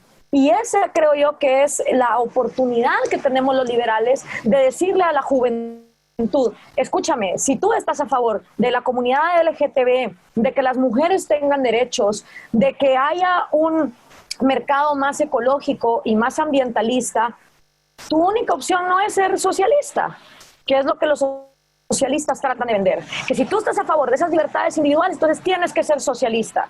Cuando en la práctica incluso han sido grupos que han estado en contra de esas libertades, ¿no? Como cada vez que se sorprenden cuando uno dice que el Che Guevara mataba homosexuales, que es la realidad. Y la contraparte de eso es simplemente no hablar de esos temas y cruzar los dedos para que estos desaparezcan. Creo que eso tampoco va a pasar. Entonces creo que ahí los libertarios tenemos muy buenos argumentos que ofrecer y no somos nosotros los primeros. O sea, Ayn Rand lo hizo hablando de conservadurismo, un obituario en su libro Capitalismo, el ideal desconocido. Lo hizo Friedrich Hayek al escribir por qué no él era un conservador. Lo hizo Federico Bastiat al decir que la ley no estaba para prescribir los dogmas morales de unos en contra de los otros. O sea, hay una gran tradición de defensa de la libertad como una sola. Y yo creo que a lo que le falta a esta gente es leer de libertarianismo, porque llamarlo a uno marxista cultural, cuando no son ellos los que han arriesgado el pellejo yendo a defender el capitalismo y la propiedad privada ante las peores dictaduras del socialismo del siglo XXI, me parece muy cómodo y muy hipócrita también. Muchas gracias, Gloria. Bueno, nos quedan en realidad 10 minutos, que los podemos extender 20 minutos más, si les parece bien. Y empezamos con las preguntas del público. ¿Están de acuerdo? Bueno, sí, me gustaría solo agregar esto. Decirle a Gloria que es marxista cultural es lo mismo que hablar de un círculo cuadrado. Me parece una cosa absolutamente grotesca. Pero quisiera agregar algo que vos mencionaste, María, que es los progresistas. Yo no le haría el favor de hablar de progresismo a retrógrados, porque no son progresistas, primero. Y segundo, una cuestión semántica que Gloria ha mencionado también, y vos también, es lo de los libertarios. Yo insisto en que debemos de utilizar esa lindísima palabra que es liberal. Los estadounidenses, lamentablemente, se dejaron expropiar la palabra liberal y no tienen más remedio que inventar esto de libertario. Pero nosotros, en nuestra región, que liberal sí, afortunadamente, significando liberal en el sentido tradicional de la expresión, de esa de tradición de pensamiento, creo que no deberíamos de renunciar a esto. Sé que no soy original al decir esto, hay muchísimos autores, empezando por Milton Friedman y tantos otros, que hay que, a pesar de haber estado en Estados Unidos, insistir en utilizar la palabra liberal. Y por último, lo que mencionó Gloria de los empresarios prebendarios, me parece que es un punto formidable de haber tocado, porque cuando decimos empresarios, estamos diciendo a aquellos que para mejorar su situación personal no tienen más remedio que mejorar la condición de sus congéneres. El empresario prebendario es en realidad un asaltante, es en realidad un ladrón que se alía con el poder de turno en esta cópula hedionda, digamos, para explotar miserablemente a sus congéneres. Y lamentablemente en nuestra región estamos rodeados de ese tipo mal llamados empresarios. Muchas gracias, Alberto, y gracias, Gloria. Creo que ha sido una una charla muy divertida, muy picante también, y al mismo tiempo hemos aprendido mucho. Así que bueno, la invito a Alba también a sumarse al equipo acá, que me va a ayudar con las preguntas, que tenemos unas cuantas preguntas del público. Alba, ¿querés arrancar? Dale, arranco con las preguntas. La primera es, Diego, ¿podemos unirnos los libertarios a los conservadores? ¿Y en qué términos? Cualquiera de los dos, Alberto, Gloria, quien quiera arrancar. Bueno, yo acabo de hablar, así que mejor que lo haga Gloria. Gloria, te escuchamos. Perdona, ¿me puedes repetir la pregunta, por favor? Sí, cómo no. Si podemos unirnos los libertarios a los conservadores, ¿y en qué términos? Depende de si hay una estrategia absoluta en la cual unirse, porque si no creo que es una pérdida de tiempo. Por ejemplo, si yo le presento a cualquier partido de derecha en Guatemala mi plan de gobierno de 15 puntos, no me lo topan. Entonces, aliarme para no poder ejecutar, creo que es una pérdida de tiempo. Ok, vamos entonces con la segunda. Pablo, ¿está de acuerdo de que la exposición a la libertad y su contraposición con la opresión pueden convencer a alguien del valor del liberalismo? Pero ¿cómo se explica entonces la tendencia actual de Occidente al socialismo? ¿Por la falta de exposición a la opresión? ¿Buenos tiempos crían personas débiles? Arranca Alberto, ahora, ¿les parece? Bueno, yo creo que, gracias por esa pregunta, yo creo que se debe a la muy poca oportunidad que se tiene en ese submundo educativo, primario, secundario, universitario, de estas ideas.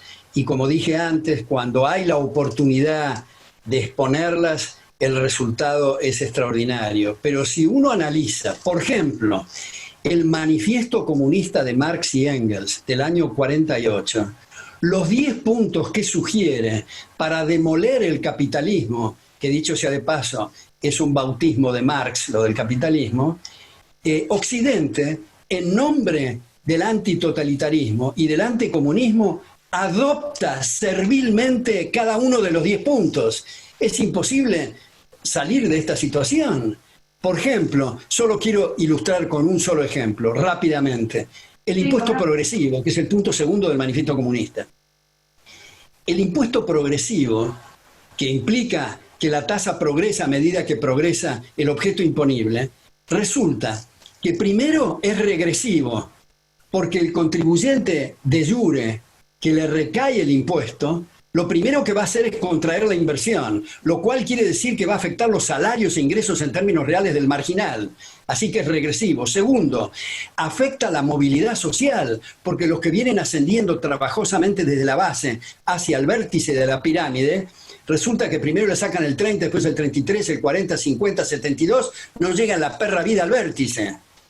Tercero, es un castigo progresivo a la eficiencia. Decimos todos, hay que ser eficiente, hay que ser productivo, hay que producir, y resulta que los mejores y los más eficientes se le dan más que proporcionales palos fiscales. Y por último, altera las posiciones patrimoniales relativas.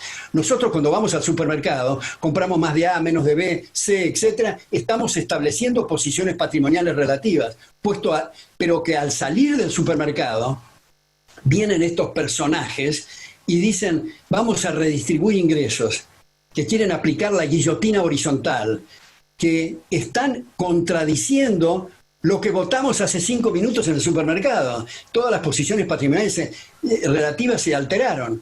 ¿Y qué importa alterar las posiciones relativas? Como los recursos no crecen en los árboles y no hay de todos para todos todo el tiempo, el consumir recursos produce más pobres. Y lo curioso, lo ridículo, diría yo, lo que es, no sé, parecido a una producción cinematográfica de Woody Allen, es que esto se hace en nombre de los pobres. Es una cosa increíble. Y creo que deberíamos de tomar más trabajo, por eso otra vez vuelvo a mi libro Maldita Coyuntura, de dejar como esto que ha coordinado Alba y María en este intercambio, que hemos discutido prácticamente todas ideas de fondo, y no estamos demorándonos si el costo de la vida aumentó el 6.3 o el 6.8. y perdiendo tiempo con esas banalidades. Entonces, discutir ideas de fondo como hemos hecho hoy creo que es la respuesta a esa pregunta. Ocuparnos más. Ahora esta pandemia, que ha sido una desgracia, desde luego, puede verse el lado bueno del asunto, es que nos demos más tiempo para incursionar en las bibliotecas, pelarnos un poco las pestañas, estudiar y leer y entender cuáles son los fundamentos morales de la sociedad abierta que a todos nos conviene. Yo solo... ¿Qué tengas para comentar?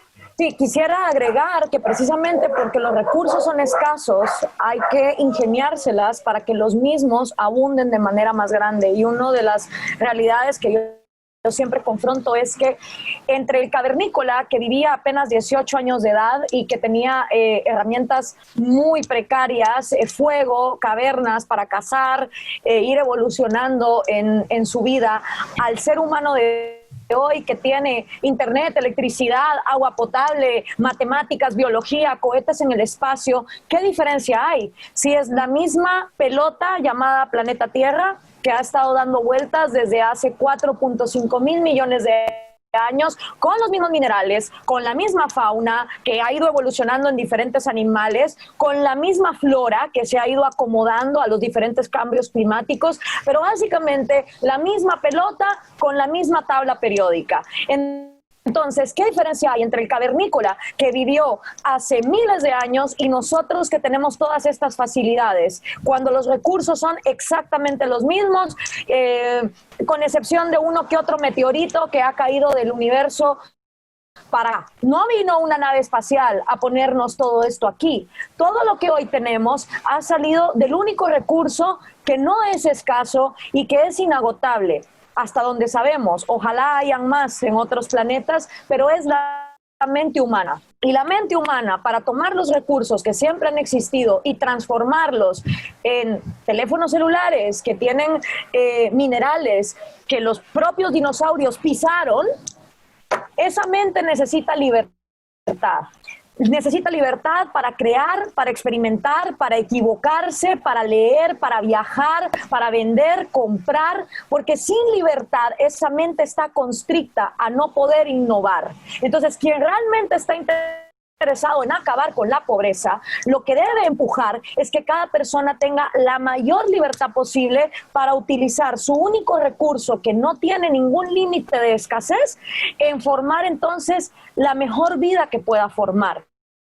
Claro, la libertad también implica que va a haber gente que no le va a dar la gana hacer nada por mejorar su destino. Entonces lo que hay que procurar es que esa gente no se parasite de otra sin la voluntad de otras personas. Precisamente porque los recursos son escasos, es que el mercado es nuestra única alternativa, no hay otra. Después tenemos la esclavitud o el robo. Y precisamente porque los recursos son escasos y la única maquinaria que es infinita y que no tiene ninguna escasez en la producción de ideas, es el cerebro. Y ese cerebro necesita de libertad para poder tomar esos recursos y transformarlos a mejorar nuestra calidad de vida. Clarísimo. Vamos a una de las últimas preguntas. María Herminia Alonso, para cualquiera de los dos, Alberto o Gloria, pregunta: ¿en América Latina el colectivismo puede deberse, entre otras causas, a la prevalencia de las ideas de la Revolución Francesa que se enseña como modelo ideal en las escuelas, en lugar de dar a conocer mucho más los ideales de la Revolución Inglesa del siglo XVII? ¿Quién quiera empezar, Alberto? Me parece muy interesante la pregunta esa. Desde luego, la revolución más extraordinaria o la segunda más extraordinaria en la historia de nuestro planeta es la Revolución de 1688, donde Guillermo de Orange y María Estuardo derrotaron al rey y establecieron en gran medida ideas, a medida que fue transcurriendo el tiempo, de Algernon Sidney y de John Locke. La Revolución Francesa, sin embargo, en 1789, yo creo que vale la pena destacar que la idea original de la Revolución Francesa era establecer un sistema liberal. Uno de los redactores de la Declaración de los Derechos del Hombre fue Mercier de la Rivière, un gran liberal, y por eso en el punto primero y segundo está la igualdad de derechos ante la ley y la inviolabilidad de la propiedad privada. Esos son los dos primeros puntos. La gente cuando grita igualdad de la Revolución Francesa no tiene la menor idea que se estaban hablando de la igualdad ante la ley, que está necesariamente atada y anclada al concepto de justicia, de dar a cada uno lo suyo, y lo suyo remite a la propiedad. Ahora, al poco tiempo, como es del público conocimiento, en Francia, los jacobinos dieron por tierra con todas las ideas originales y se produjo, digamos, prevaleció las ideas de Robespierre, los delitos de intención, la guillotina y todo lo que conocemos. Y dije la segunda revolución, la inglesa, porque la primera es la de 1776 de Estados Unidos, que estableció un sistema extraordinario por la visión de los padres fundadores. Paso otro aviso acá, yo publiqué un libro originalmente por el Fondo de Cultura Económica titulado Estados Unidos contra Estados Unidos, donde desarrollo esos principios extraordinarios y cómo se ha producido una notable decadencia en eso que ha sido antes el baluarte del mundo libre. Gloria. Definitivamente, parafraseando a el compatriota de Alberto, Juan Bautista Alberdi, cuando dijo: América Latina ofrece en la superficie lo que en el fondo quita.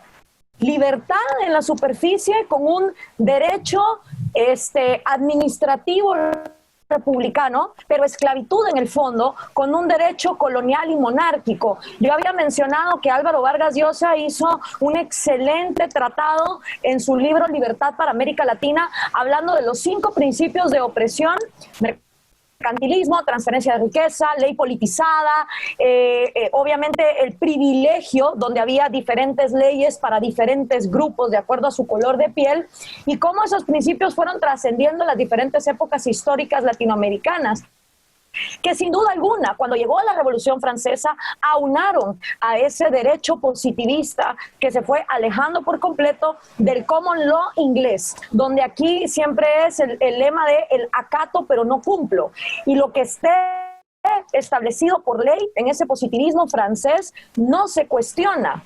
No es como el common law, que se va adaptando conforme a los tiempos y que, como mencionaba Alberto, el propio Estados Unidos le ha dado la espalda a esa jurisprudencia más anglosajona, expandiendo, digamos, los poderes regulatorios del gobierno federal. Entonces, obviamente la Revolución Francesa, que aquí ya había cabida con esos principios de opresión de los que habla Vargas Llosa para que fuese acogida, siguió con esa tradición, y nosotros somos producto, digamos, de esa igualdad malentendida.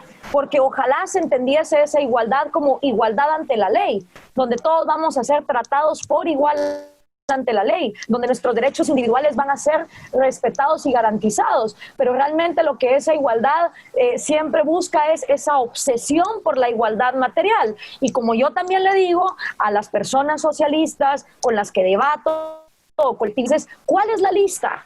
¿Cuál es la lista de objetos materiales ideal para alcanzar esa dichosa igualdad material? ¿Cuántos pares de zapatos? ¿Cuántos televisores? ¿Cuántos helicópteros?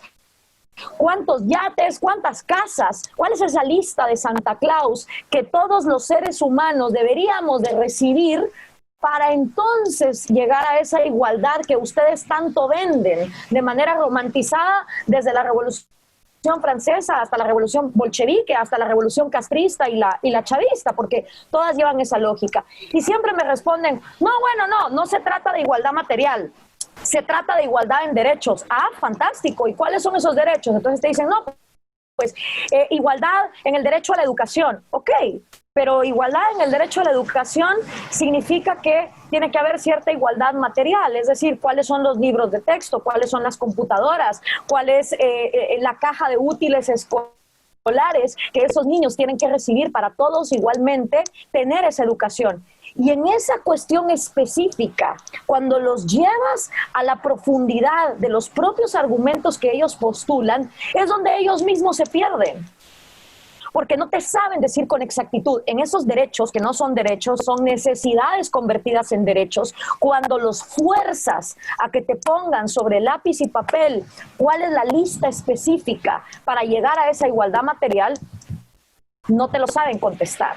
Entonces, eso creo yo viene como herencia de la Revolución Francesa, pero que además cultural y psicológicamente en Latinoamérica había otras aristas que son las que menciona Álvaro en su libro, que compaginan muy bien con esa tradición de la Revolución Francesa.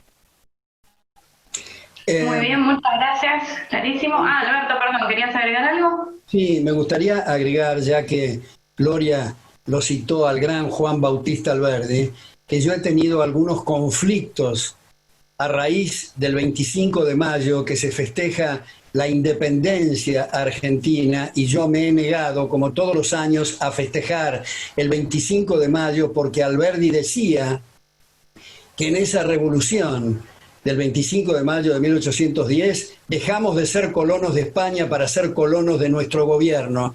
Yo festejo, soy uno de los pocos en la Argentina que festejo la independencia el 1 de mayo, que es cuando se juró la Constitución Liberal de 1853, patrocinada por Alberdi. Gloria ha tocado el tema de la igualdad y quiero agregar como una nota a pie de página que por suerte somos todos desiguales. Si fuéramos iguales, desde el punto de vista anatómico, fisiológico, biológico, psicológico sobre todo, sería una catástrofe. Hasta la conversación sería aburrida porque sería lo mismo que hablar con el espejo. Para no decir que la división del trabajo y la cooperación social se destruirían si todos queremos ser ingenieros y no hay panaderos, y si todos nos gusta la misma mujer, y todo sería un embrollo fenomenal. Afortunadamente, es una bendición que seamos distintos. Y por último, el concepto que tocó Gloria, que también es clave, la noción del derecho. Yo creo que atrás de todos estos debates está que no hemos comprendido todavía qué significa el derecho. Salvo honrosas excepciones, la mayor parte de los egresados de la Facultad de Derecho no son abogados en el sentido de defensores del derecho, sino estudiantes de ley, de leyes, que pueden recitarlas de memoria, cuál es el número, el inciso y el párrafo, pero no tienen la menor idea de cuáles son los fundamentos del derecho. Si yo, como pongo habitualmente el ejemplo, si yo gano 1.000 en el mercado, hay la obligación universal de respetarme esos 1.000. Pero si yo ganando 1.000 en el mercado digo que me tienen que entregar 2.000 y el gobierno otorga semejante cosa, quiere decir que otra persona u otras personas están obligadas a financiarme la diferencia, lo cual quiere decir que se ha lesionado su derecho, lo cual quiere decir que es un pseudo derecho. Como pongo el ejemplo habitualmente, en la época de Rafael Correa, la Asamblea Constituyente en Ecuador, que afortunadamente no prosperó lo que voy a decir, pero lo sugirieron seriamente, incluir en la Constitución el derecho a la mujer del orgasmo. Eso es una tira cómica. Y lo mismo que la Constitución brasilera hace 3 o 4 versiones que ponían que la tasa de interés en términos reales debe ser tal. Desde la Carta Magna de 1215 en adelante, la Constitución es para limitar el poder, no para darle carta blanca. Entonces vivimos la era de los pseudoderechos. Una motocicleta con 2 caños de escape, vitaminas, hidratos de carbono, tengo derecho, etc. Son todos pseudoderechos. Y con esto se quiebran los marcos institucionales y se perjudica gravemente a todo el mundo, y yo agregaría muy especialmente a los que menos tienen. Vamos entonces con la última pregunta y ya después María te... Una cosa, creo que vayamos redondeando. Sí. Dale, Álvaro, ¿te queda alguna? Una última, aunque da realidad para otro webinario, para los dos. ¿Es el postmodernismo el nuevo pensamiento místico dogmático? Como digo, lo dejo en tus manos. Si querés hacemos otro webinario o la contestan así brevemente. Bueno, no sé si... Yo he publicado mucho sobre el postmodernismo, que está basado en el relativismo epistemológico, en el relativismo hermenéutico y en el relativismo cultural. Digamos, una verdad implica correspondencia entre el juicio y el objeto juzgado. Decir que todo es relativo, por supuesto, hace relativo la afirmación del relativismo también, pero además eliminaría todo el concepto que señalaba Gloria de la mente, del pensamiento, de la argumentación y del razonamiento. Todos los departamentos de investigaciones no tendrían sentido porque no habría nada que investigar. El relativismo hermenéutico es que se pueden interpretar los textos como le dé la gana al lector. Eso bloquea por completo la comunicación porque el lenguaje es principalmente para pensar y secundariamente para comunicarnos. Y el relativismo cultural, si bien es cierto, hay distintas manifestaciones culturales, eso no quiere decir que no se pueda establecer una jerarquía. No es lo mismo el lugar donde se respetan los derechos que el lugar donde hay antropófagos o caníbales. Desde el punto de vista moral, nuevamente, la esencia, el corazón del posmodernismo es el relativismo. Yo nada más recomendaría precisamente visitar todos los tratados y material que Alberto durante años ha expuesto acerca del posmodernismo. También estudiar mucho la hegemonía cultural gramsciana, que tiene, creo yo, también fue como un motor propulsor de esto, y los seminarios que está organizando el Ayn Rand Center para América Latina a través de María, con el profesor Stephen Hicks, que además tiene un excelente libro explicando el posmodernismo de una manera bastante didáctica, incluso con influjogramas que te dan a entender cómo todo se va conectando desde Immanuel Kant hasta la fecha. Creo que esa sería mi recomendación. Si me permitís, María, por último cierro y no digo más nada, pero quiero tomar esto que acaba de decir Gloria, citándolo a Gramsci. Hay una frase que es extraordinaria de Antonio Gramsci, el marxista Antonio Gramsci, que desde el otro lado del mostrador tiene esa visión, pero que yo rescato, y es esto, comillas: tomen la educación y la cultura y el resto se da por añadidura.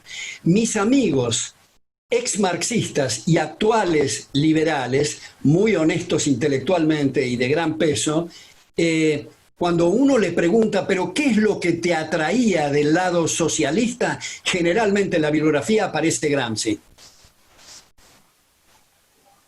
Si tuvieran que dar como último, y cerramos acá el día, un consejo para la gente joven. ¿Qué pueden hacer para difundir esta idea liberal? Un consejo de cada uno, les pido. Terminemos con un mensaje positivo.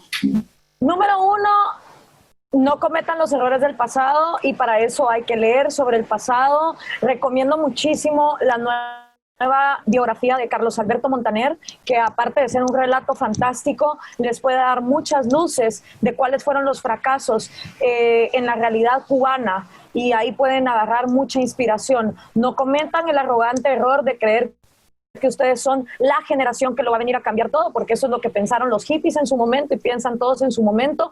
Lo que sí podemos hacer es tener la humildad de buscar en la historia grandes lecciones, grandes aprendizajes, para evitar también los errores cometidos en el pasado. Entonces eso sería lo primero, inspírense del pasado. Lo segundo es, busquen dentro de toda la esfera de que la libertad abarca una causa que a ustedes les apasione, porque todos hacemos mejor aquello que nos apasiona. Y la libertad, ya no diciendo vender, sino se puede expresar o se puede divulgar desde cualquier tipo de arista, a través del arte, a través del deporte, de una causa humanitaria.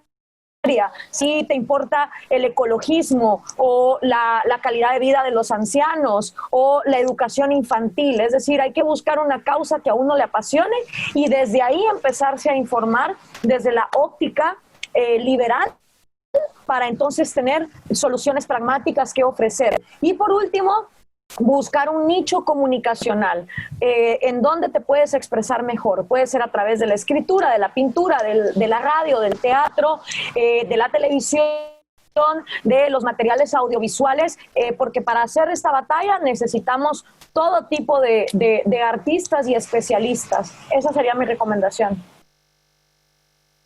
Gracias, Gloria. Alberto. Yo creo que el consejo de Gloria es excelentísimo. Yo agregaría, me voy a referir a la Argentina, pero está aplicado a cualquier parte, que sería bueno que la gente se acerque a instituciones y fundaciones que existen, como por ejemplo en el caso argentino, la que existe en Tucumán, las que existen en Santa Fe, las que existen en Mendoza, en Córdoba, en Corrientes, en Buenos Aires, donde hay jóvenes, chicos y chicas que producen tesis doctorales notables, tienen club de lectura, participan en clases, en charlas, en seminarios, en debates, en discusiones de distinta naturaleza. Yo creo que habría que apoyarlos. Quisiera agregar que algunas instituciones que han empezado con un gran ímpetu en estas ideas, algunas han terminado haciendo eventos con la idea de financiar sus actividades de fondo y resulta que algunas se han quedado en el evento. Yo creo que vale la pena reforzar el tema de la educación, de los seminarios, de estas discusiones y estos debates. Lo que está ocurriendo en la Argentina en ese sentido, hace poco yo participé en una llamada tenida académica con Javier Milei en la Universidad de Belgrano, donde el aula magna estaba llena de jóvenes, donde se establecieron 3 aulas paralelas con pantallas y las preguntas que venían no era de gente superficial, había ahí mucha bibliografía y mucha biblioteca. Esto es una gran esperanza para el futuro, reforzar esas instituciones, la que está María, las que existen en Estados Unidos, las que existen en España y en tantos otros lugares de América Latina, pero quería poner el ejemplo de Argentina y termino al decir que ha sido un placer enorme intercambiar ideas con Gloria y le agradezco muchísimo a María su apoyo para que esto se pueda concretar y toda la gente que trabaja y colabora con María lo mismo y agradecer mucho a quienes nos han escuchado ahora en vivo. Bueno, un placer. Yo también quiero agradecerle a Nixon, que está siempre atrás de la pantalla, pero que sin él no podríamos hacer estos webinarios. Alba, que le pedí colaboración a último momento, y como brillante que es, siempre hace su mejor rol de la mejor manera. Y bueno, creo que tuvimos muchísima audiencia, muchísima gente acá en el Zoom y también viendo esto en vivo.